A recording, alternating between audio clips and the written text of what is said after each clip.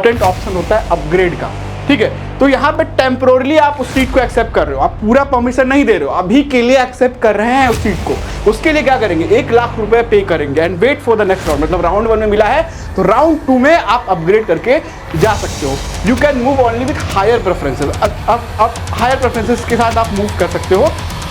अगर अपग्रेड हो गया तो जो नीचे वाली सीट होगी वो आपकी जो है कैंसिल हो जाएगी। तो गाइस एक डेडिकेटेड वीडियो अमृता के ऊपर, इस वीडियो को देखने के बाद एग्जैक्टली आपको समझ में आ जाएगा कि हाउ अमृता काउंसलिंग वर्क्स। भैया centralize seat allocation allotment process जो है CSAP बोलते हैं, अमृता का स्टार्ट होने जा रहा है। हालांकि इसका डेट पहले ही आ गया था, हालांकि जब इस वीडियो को आप देख रहे होगे मे बी प्रोसेस जो है आपका स्टार्ट हो चुका होगा। बहुत सारे बच्चों को अमृता को लेके बहुत सारे के डाउट्स हैं भैया, कौन कौन से कैंपस को हम लोग सेलेक्ट करें और एग्जैक्टली कट ऑफ किया जाता है। मैं कुछ भी नहीं छुपाने वाला हूं, एग्जैक्टली आपको मैं कट ऑफ बताऊंगा कि अमृता के एग्जाम के थ्रू और जेईई मेंस के थ्रू आपके किस परसेंटाइल पे और कितने अमृता के रैंक पे कौन से कैंपस में कौन सा स्लैब आपको मिल सकता है। और काउंसलिंग प्रोसेस इसका थोड़ा सा कॉम्प्लिकेटेड है, अगर आप प्रोसेस को बहुत अच्छे से समझ पाते हो तो बहुत बेहतरीन तरीके से कम फीस में अमृता के अंदर एडमिशन ले पाओगे, ठीक है। तो यार ये सारे कैंपसेस जो है पार्टिसिपेट कर सकते हैं करते हैं। अमरावती कैंपस हो गया, बैंगलोर हो गया, कोयम्बटूर हो गया, फरीदाबाद हो गया, अमृतपुरी हो गया, चेन्नई हो गया, नागरकोइल हो गया एंड हरिद्वार कैंपस हो गया, है ना। तो ये सारे कैंपसेस जो है अमृता की काउंसलिंग के अंदर पार्टिसिपेट कर रहे होते हैं। अब सबसे जरा इंपॉर्टेंट चीज को समझ लेते हैं, ये प्रोस्पेक्टस है, इसका लिंक मैं डिस्क्रिप्शन में दे दूंगा, जरूर से जो है आपको चीजों को पढ़ लेना चाहिए काउंसलिंग प्रोसेस में स्टार्ट होने से पहले। तो मेन चीजों पे बात कर लेते हैं, जो कि सबसे इंपॉर्टेंट ट्रिक्स पे बात कर लेते हैं कि भैया कहाँ कौन कौन सी सीट आपको देखने को मिल रही है बीटेक एडमिशंस के अंदर। तो ये आपका अमरावती कैंपस है, अमृतपुरी है, बैंगलोर है, चेन्नई है, कोयम्बटूर है, फरीदाबाद है, हरिद्वार है ना, नागरकोइल है। तो यहाँ पे देख लीजिए एरोस्पेस, आर्टिफिशियल इंटेलिजेंस, ये सारी ब्रांचेस अलग अलग कैंपसेस में अवेलेबल। तो यहाँ पे आप जाके देख सकते हो कि भैया आप जो ब्रांच देख रहे हो वो कौन कौन से कैंपसेस में है।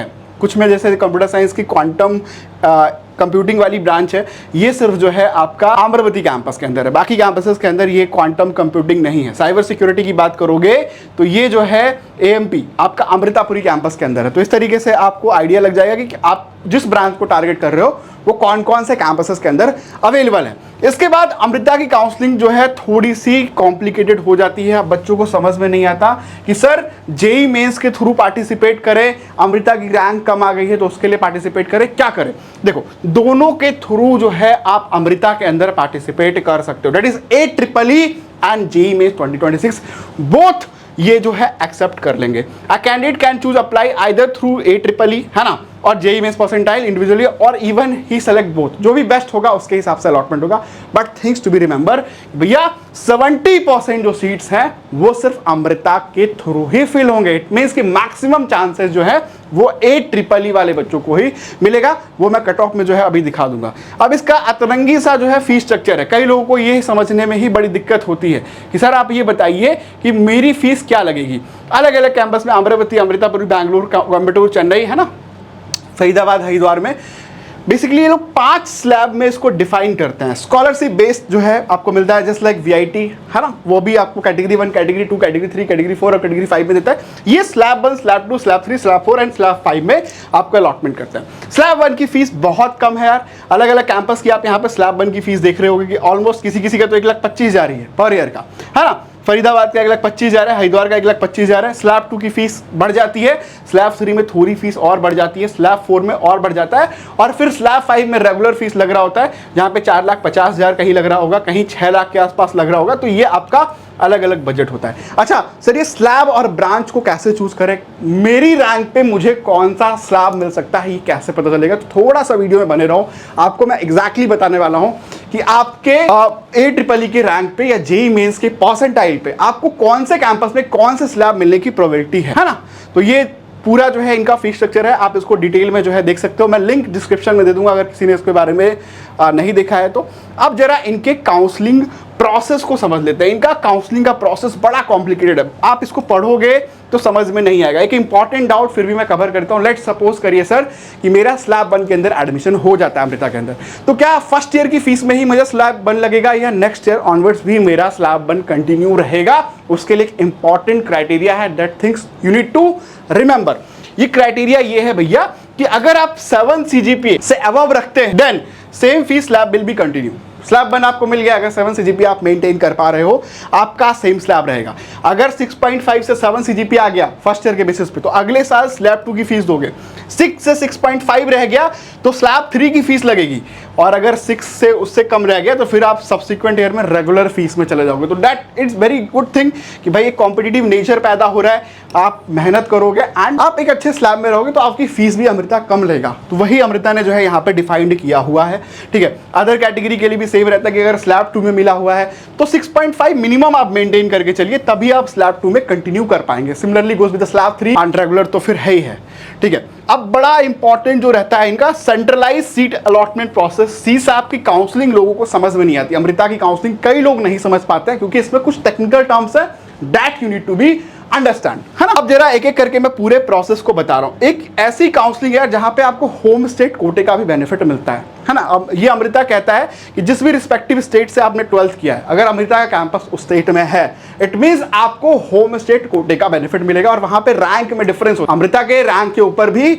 आपको चीजें मिल। अब बड़ी इंपॉर्टेंट चीज समझ लीजिए, अमृता की काउंसलिंग से पहले भैया 5000 रुपीज आपको सबमिट करवाना पड़ता है। अभी कहते हैं कि अगर कोई सीट अलॉट हो गई गलती से तो ये 5000 जो आप फिल करा रहे हैं ये नॉन रिफंडेबल हो जाएगा। किस केसेस में ये रिफंड होगा? अदर आप सारी काउंसलिंग में round 1 round 2 and they will conduct mop up round also, अगर उसमें कोई भी सीट नहीं मिलती है इट मींस जो ये 5000 रुपीज है वो आपका रिफंड हो जाएगा। तो ये भी एक रिस्क रहता है, इसलिए चॉइस फिलिंग बहुत अच्छे तरीके से आपको कंडक्ट करानी पड़ती है, चीज़ों को बहुत अच्छे से करना पड़ता है, ठीक है। तो अब यहाँ पे 3 राउंड का प्रोसेस होता है। अब जरा बहुत ज़्यादा इंपॉर्टेंट डाउट है, अभी मैं कट ऑफ पे आऊँगा इनके प्रोसेस को लेके। प्रोसेस बताना बहुत ज़रूरी है, कट ऑफ तो मैं बता ही दूंगा आपको, जो कोई भी नहीं बता पा रहा होगा क्योंकि अमृता डिस्क्लोज नहीं कर। अमृता की काउंसलिंग के प्रोसेस को एक एग्जांपल के साथ समझते हैं, बहुत इंपॉर्टेंट है। यहां पे प्रेफरेंस ऑर्डर आपको राउंड 1 से पहले फिल करना पड़ेगा, ठीक है। तो अभी प्रेफरेंस ऑर्डर फिल करने का ऑप्शन आएगा जहां पे आप सारे कैंपसेस को फिल कर पा रहे होगे। सपोज करिए प्रेफरेंस 1 में आपने CSE कोयंबटूर फिल किया है, बेंगलुरु फिल किया है, EI कोयंबटूर का फिल किया है, CSE चेन्नई फिल किया है एंड ECE फिल किया है कोयंबटूर कैंपस का। अब सपोज करिए कि आपको यहाँ पे प्रेफरेंस नंबर 4 जो है अलॉट हो जाता है। प्रेफरेंस नंबर 4 अलॉट हो जाता है इट मींस अब आपके पास 2 ऑप्शन अमृता आपको देता है, ठीक है। ये बहुत ज़्यादा इंपॉर्टेंट है। पहला ऑप्शन रहता है एक्सेप्ट एंड कंफर्म का। क्या मतलब है एक्सेप्ट एंड कंफर्म का? जैसे ही आप ये ऑप्शन चुन करते हो you are fully happy with the allotted seat, अब यहाँ से आपकी काउंसलिंग जो है वो खत्म हो गई, काउंसलिंग एंड फॉर यू, आप अपना पूरा फीस भरिए और एडमिशन लेके सेटिस्फाइड हो जाइए। अब यहाँ पे दूसरा बड़ा इंपॉर्टेंट ऑप्शन होता है अपग्रेड का, ठीक है। तो यहाँ पे टेम्पोरली आप उस सीट को एक्सेप्ट कर रहे हो, आप पूरा परमिशन नहीं दे रहे हो, अभी के लिए एक्सेप्ट कर रहे हैं उस सीट को। उसके लिए क्या करेंगे? 1 लाख रुपए पे करेंगे and wait for the next round. मतलब राउंड 1 में मिला है तो राउंड 2 में आप अपग्रेड करके जा सकते हो। You can move only with higher preferences. अब हायर प्रेफरेंसेस के साथ आप मूव कर सकते हो। अगर अपग्रेड हो गया तो जो नीचे वाली सीट होगी वो आपकी जो है कैंसिल हो जाएगी। तो ये एक इंपॉर्टेंट चीज़ है, ठीक है। अब एग्जाम्पल ये है कि भैया CSE चेन्नई जो है अपग्रेड होके AI कोयंबटूर हो गया, then CSE Chennai seat is gone, ठीक है। तो हमने यहाँ पे भरा हुआ था, सपोज करिए कि हमने ये वाले ऑप्शन भरे थे, अब मुझे CSE चेन्नई मिली थी राउंड 1 की काउंसलिंग में, मैंने अपग्रेड दबा दिया तो मुझे अब EI कोयंबटूर मिल गया है। तो अब ये वाला मेरा ऑप्शन खत्म हो जाएगा, अब मेरे पास ये ऑप्शन रहेगा। इसके अलावा भी एक इंपॉर्टेंट पॉइंट है, एक टेक्निकल टर्म है जो काफ़ी लोगों को कंफ्यूज करती है, ठीक है, नॉन अपग्रेड ऑप्शन को लेके। अच्छा, अगर आपका कोई भी अपग्रेड नहीं होता इट मींस तो भैया आपकी जो सीट मिली हुई थी जैसे CSE चेन्नई आपको मिली हुई थी वो सेफ रहेगी। अच्छा, एक नॉन अपग्रेड ऑप्शन भी रहता है, यहाँ पे बड़ा ध्यान समझना है कि नॉन अपग्रेड ऑप्शन को क्या करना है। एक तो अपग्रेड ऑप्शन सेलेक्ट करोगे आप, एक नॉन अपग्रेड भी आपके पास रहेगा, और एक तो आप हैप्पी वाला जो फुल्ली सेटिस्फाइड रहोगे, कंफर्म वाला। तो ये नॉन अपग्रेड क्या कहता है? नॉन अपग्रेड कहता है कि same branch and campus remain fix, मतलब जो ब्रांच आपको मिली हुई है और जो कैंपस मिला है वो फिक्स रहेगा। जैसे ही आप नॉन अपग्रेड को चुनते हो ओनली फी स्लैब में इंप्रूव। जैसे CSE चेन्नई में आपने स्लैब डाला है 4, अब देखो स्लैब 4 की फीस काफ़ी ज़्यादा है, आपको स्लैब 4 मिल गई है, बट आपको जाना CSE चेन्नई के अंदर ही है। अब आप नॉन अपग्रेड अगर दबा दोगे तो CSE चेन्नई तो फिक्स रहेगा, लेकिन अगर अगले राउंड में आपका स्लैब जो है वो अगर इंप्रूवमेंट हुआ, चेंज होने का ऑप्शन रहता है, तो आपका स्लैब चेंज हो जाएगा। तो यहाँ पे एक स्लैब के ऊपर 1,00,000-1.5 लाख रुपए आपके एक्स्ट्रा लग जाते हैं। तो आपको ये ट्राई करना है कि लोअर स्लैब के अंदर, स्लैब 1-2 के अंदर एक अच्छे कैंपस को टारगेट करके चलना है।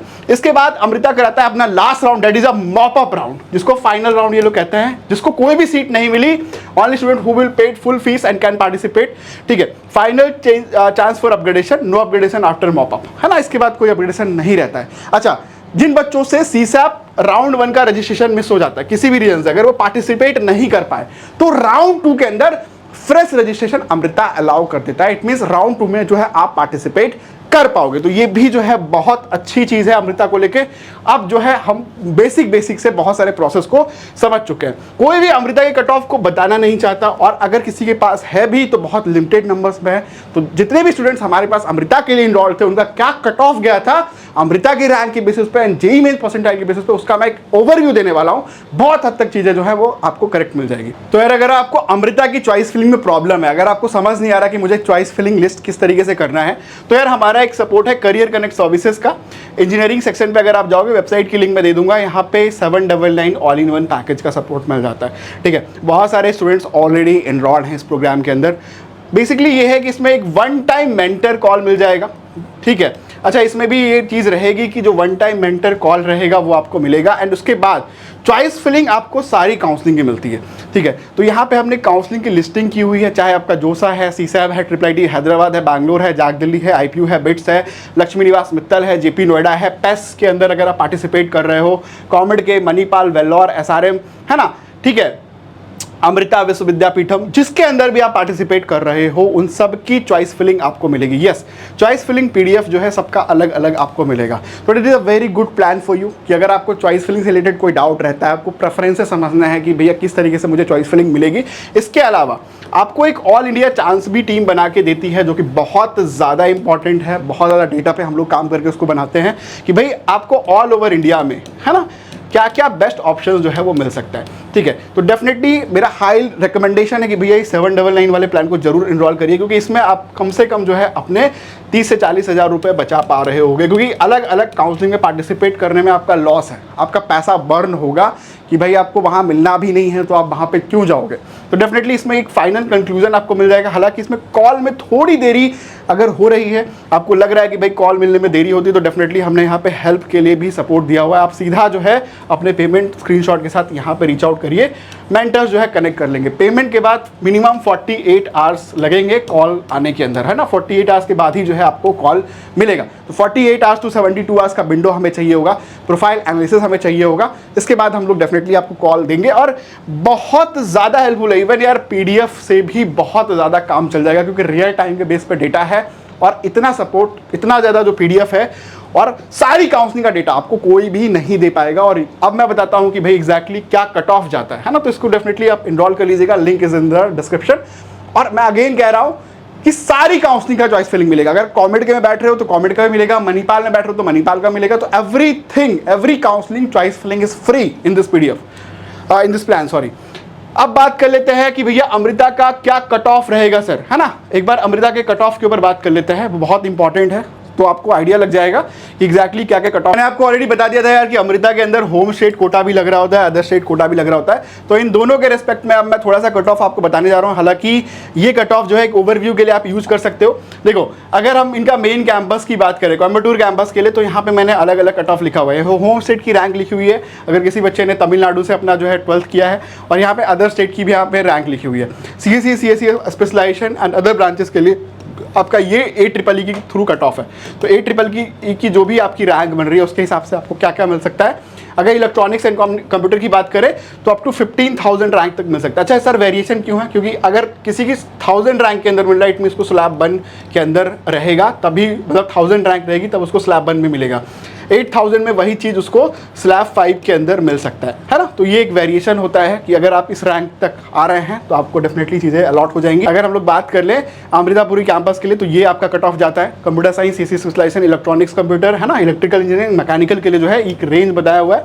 होम स्टेट पे देखिए और ऑल इंडिया पे देखिए, तो अदर स्टेट पे जो है चीज़ें थोड़ी सी कॉम्पिटिटिव दिखती हैं आपको, है ना। अगर हम CSE स्पेशलाइजेशन की बात करें तो 7000 रैंक तक जो है चीज़ें बंद हो जाती हैं ऑल इंडिया के लिए, ठीक है। मैकेनिकल के लिए भी हमने बताया हुआ है। अब यहाँ पे बेंगलुरु कैंपस जो है काफ़ी डिमांड में रहता है, काफ़ी सारे लोग इसको टारगेट कर रहे होते हैं। तो यहाँ पे भी देखिए होम स्टेट और ऑल इंडिया के लिए कट ऑफ हमने यहाँ पे बताया हुआ है। अदर कैटेगरीज के बच्चे जो है आप स्क्रीनशॉट लेके कट ऑफ का बेसिक ओवरव्यू जो है वो ले सकते हो। अच्छा, चेन्नई कैंपस का क्या कट ऑफ जाता है, तो ये है अभी आपका चेन्नई कैंपस का कट ऑफ, जिससे आपको एक ओवरव्यू मिल जाए। कंप्यूटर साइंस के लिए 4000 से लेकर 19000 के बीच में रहता है होम स्टेट पे। अदर स्टेट पे जो है आपका ये कट ऑफ जो है वो जा रहा होता है mechanical, electrical and computer electronics CSC specialization के लिए जो है ये कट ऑफ रहता है। इसके बाद आपका हरिद्वार कैंपस है, ठीक है, ये लीस्ट प्रेफर कैंपस के अंदर आता है, क्योंकि भाई देखो कितने ऊपर रैंक पे 26,000 रैंक आपको यहाँ पे सीएससी जैसी ब्रांचेस 30,000 रैंक तक इवन जो है अमृता के ये चीज़ें पॉसिबल हो जाती है हरिद्वार कैंपस के, ठीक है। आपका फिर अमरावती कैंपस है, ये फिर नागरकोइल कैंपस है ना। अब यहाँ पे जेई मेंस के देख लेते हैं कि भैया जेई मेंस की परसेंटाइल पे जो 30% सीट्स है उसमें क्या रहेगा। तो अगर यहाँ पे देखोगे तो सीएससी के लिए स्लैब बन के अंदर 96 परसेंटाइल का कट ऑफ जाता है, ठीक है, और यहाँ पे 83 मिनिमम जा रहा होता है। यहाँ पे अदर स्टेट का भी मैंने लिखा हुआ है, देखो अदर स्टेट में 98 तक का कट ऑफ चला जाता है अगर सीएससी कोर आप देख रहे होते हो तो, है ना। तो ये परसेंटाइल वाइज कट ऑफ है कि जेई में अगर मेरी इतनी परसेंटाइल आ रही है तो मुझे ये ऑप्शन जो है यहाँ पे मिल रहे होंगे। आप स्क्रीन पॉज करके एक एक करके जो है कट ऑफ देख सकते हैं। मेरा काम था कि प्रोसेस को बहुत अच्छे से एक्सप्लेन करना, क्योंकि अमृता में बहुत सारे बच्चे गलती करते हैं, ठीक है। तो वो डेफिनेटली आपको चीज़ों को ध्यान देना है और काउंसलिंग ब्रोशर को दोबारा अच्छे से पढ़ के चलना है। तो ये जो है कट ऑफ जो है आपका चेन्नई का है, चेन्नई कैंपस के अंदर जो है ये कट ऑफ रहता है आपका ओवरऑल। अमरावती के अंदर जेई का क्या कट ऑफ रहता है, तो देखो 66 परसेंटाइल पे भी चीज़ें चली जाती हैं, अदर स्टेट में 77 परसेंटाइल के बीच में रहता है।